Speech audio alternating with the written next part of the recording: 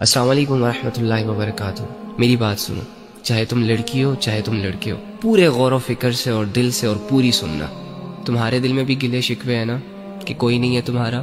کسے بتاؤں اپنے دل کے راز؟ یہ دنیا میرے ساتھ ایسا کیوں کر رہی ہے؟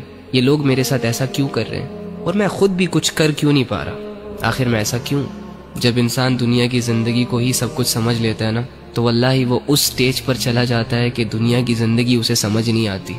اینی ہاؤ، تو ایک کام کر، آج رات جب سب سو جائے نا، تو چھپکے سے اٹھنا، کسی کو کانوں کان خبر نہیں ہونی چاہیے، اور سب سے الگ تھلگ ہو کر جانماز پکڑ، بچھا اور اس پر کھڑا ہو جا، ہاتھ باندھ، آنکھیں بند کر، امیجن کر کہ تیرا رب تیرے سامنے کھڑا ہے، وہ رب جس کا تو بندہ ہے، اور اسے اپنا سب کچھ مان، اور یہ تصور کر کہ آج میں اپنے رب کو اپنی حالت دکھانے آیا ہوں، آج میں اپنے رب سے اس دنیا کی شکایتیں کرنے آیا ہوں، آج میں اپنے رب سے دل کے راز بیان کرنے آیا ہوں۔ 2 رکعت نفل نماز پڑھ، اور نماز پڑھنے کے بعد جھولی پھیلا دے، ہاتھ اٹھا دے، بچھا دے خود کو، اور دل کی گہرائیوں سے پکار اپنے اس رب کو جو تیرے دل کے حال کو جانتا ہے، جو تب بھی تیرے ساتھ تھا جب دنیا تیرے ساتھ نہیں تھی، جو تب بھی تیرے ساتھ تھا جب دنیا تجھے جانتی نہیں تھی، اور جو آج بھی تیرے ساتھ ہے۔ وہ اکیلا کافی ہے تجھے سنبھالنے کے لیے۔ اگر تو گر چکا ہے تو وہی تجھے اٹھا سکتا ہے۔ اس یقین، اس امید، اس تصور کے ساتھ اپنا حال دل اپنے رب کو سنا۔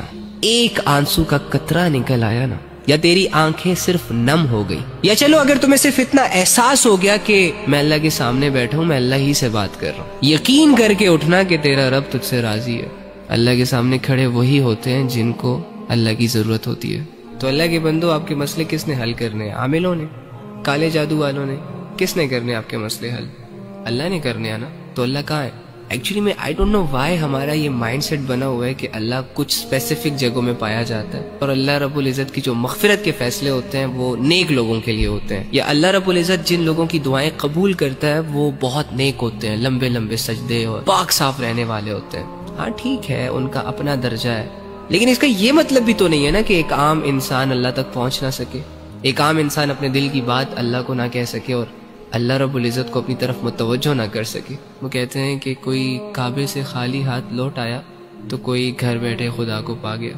آپ کو نہیں لگتا کہ جو کمزور ہوتے ہیں، جو عام لوگ ہوتے ہیں، جو مظلوم اور فقیر قسم کے لوگ ہوتے ہیں، جو خالی ہاتھ ہوتے ہیں، معاشرے کو زیادہ تر ترس انہی لوگوں پر آتا ہے؟ تو اگر آپ اپنے آپ کو یہ مان بیٹھے ہیں کہ ہم گنہگار ہیں، ہم بدکار ہیں، تو دوسری جانب یہ بھی تو یقین کر سکتے ہیں نا کہ اللہ رب العزت آپ کی طرف زیادہ رجحان کرے گا۔ اللہ کے بندو، اللہ کہہ رہے میں تمہارے اشارت کے بھی قریب ہوں۔ اس اللہ سے اپنے مسئلے حل کرواؤ جو اللہ ساری زبانوں کو سمجھتا ہے، جو اللہ دل کے حال کو جانتا ہے۔